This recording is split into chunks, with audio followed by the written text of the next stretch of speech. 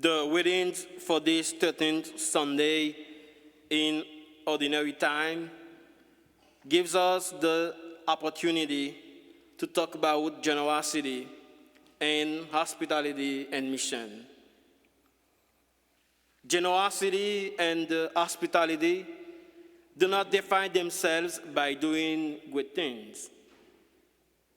Most of the time, a simple thing, a simple smile, a simple hug, a simple cup of water given with love can be a great proof of generosity and hospitality. In my Haitian culture, we have a saying, voisinage, c'est famille. That means, literally in English, your neighbor is your family. We often say that a generous person, one who loves sharing with others, will never go without. The one who shares his food with others will never be hungry.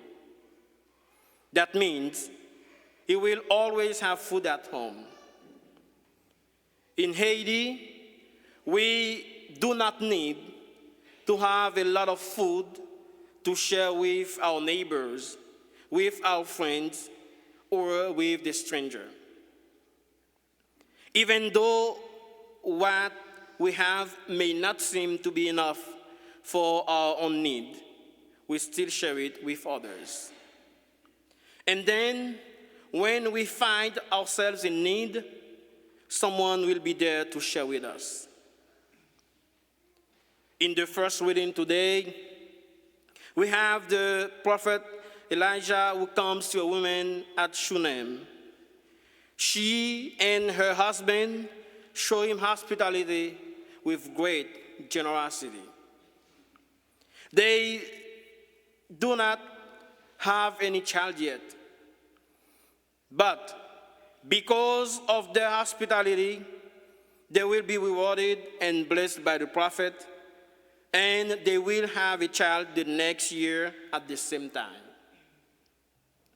This reading reminds us also of the story of the widow of Zarephath, who, in a season of drought, fed Elijah with the very last of the flour in a jar and the very last of her oil in a jug.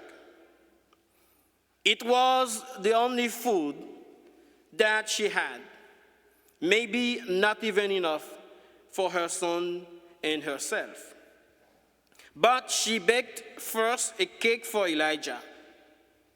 Because of her generosity, God blessed her with abundant food.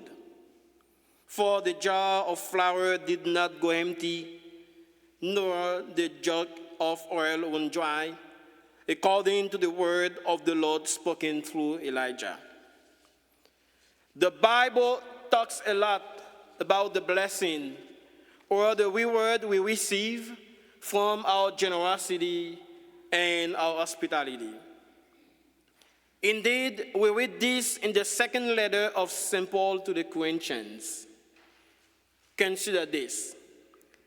Whoever sows sparingly will also reap sparingly, and whoever sows bountifully will also reap bountifully.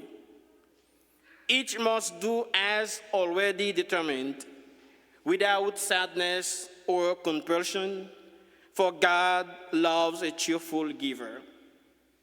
Moreover, God is able to make every grace abundant for you, so that in all things, always having all you need, you may have an abundance for every good work. And in today's gospel, Jesus talks about hospitality to his disciples he sent to mission. He said to them, "Whoever receives you receives me, and whoever receives me receives the one who sent me." In the Old Testament, A prophet represented God. And in the New Testament, Jesus chose and sent his disciples to mission by instructing them to not take anything for the journey, neither walking stick, nor a sack, nor food, nor money, and let no one take a second tunic. And he said to them, whatever house you enter, stay there and live from there. So then, when you receive a prophet or a disciple of Christ, you receive God himself, and God will reward you. Brothers and sisters, let us show hospitality to those who are dedicated their lives to serve God. Let us encourage our missionaries, our religious sisters and brothers, our deacons and priests, our bishops, our pope, and the many lay ministers who have left everything to serve in the mission field. The mission is not easy, but our hospitality and generosity can make a big difference in their mission. Saint Peter reminds us, show hospitality to one another without grumbling.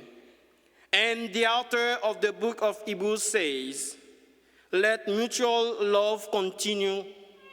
Do not neglect hospitality, for through it some have unknowingly entertained angels.